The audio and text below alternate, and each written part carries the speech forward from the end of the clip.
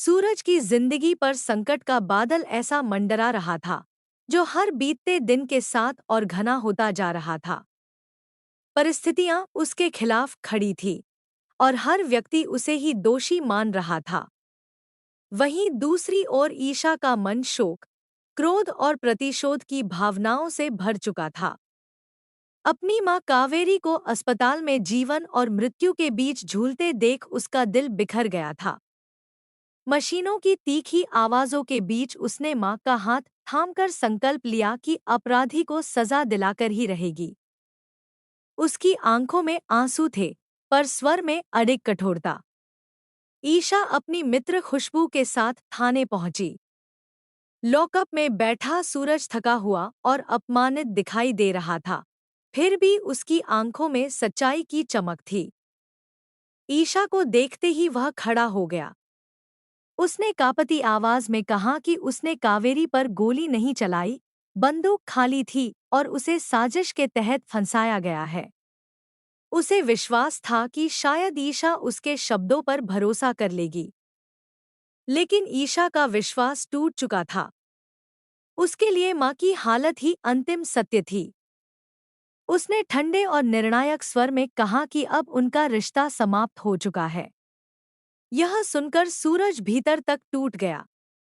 ईशा ने पहले ही अपने मांग का सिंदूर मिटा दिया था।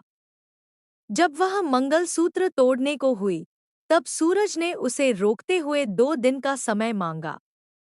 उसने भरोसा दिलाया कि वह अपनी बेगुनाही साबित कर देगा, अन्यथा जो दंड दिया जाए, स्वीकार करेगा। ईशा बिना कुछ कहे वहां से चली गई और स्पष्ट कर दिया कि अब बात अदालत में होगी। वह गुलाब हवेली लौट आई, वही स्थान जो कभी प्रेम और हंसी का प्रतीक था, अब वीरान लग रहा था।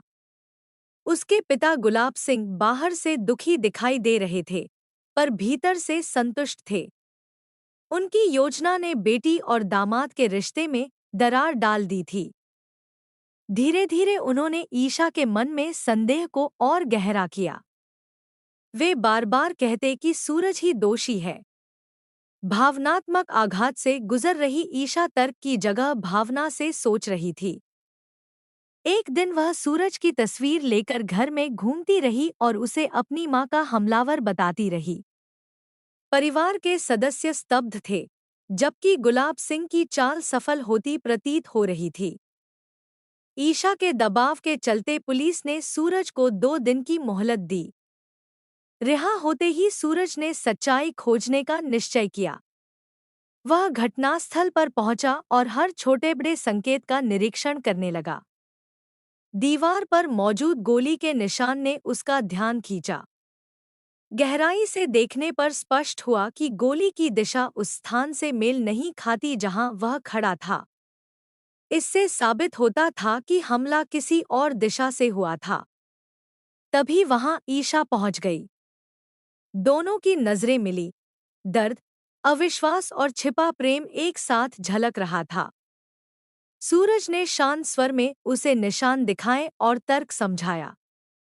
धीरे धीरे ईशा को अपनी गलती का एहसास हुआ। उसकी आंखों से पश्चाताप के आंसू बह निकले और उसने क्षमा मांगी। सूरज ने उसे धैर्य रखने को कहा, पर उसके मन में अब भी प्रश्न था, सच में दोषी कौन है? घर लौटकर ईशा ने एक नई योजना बनाई।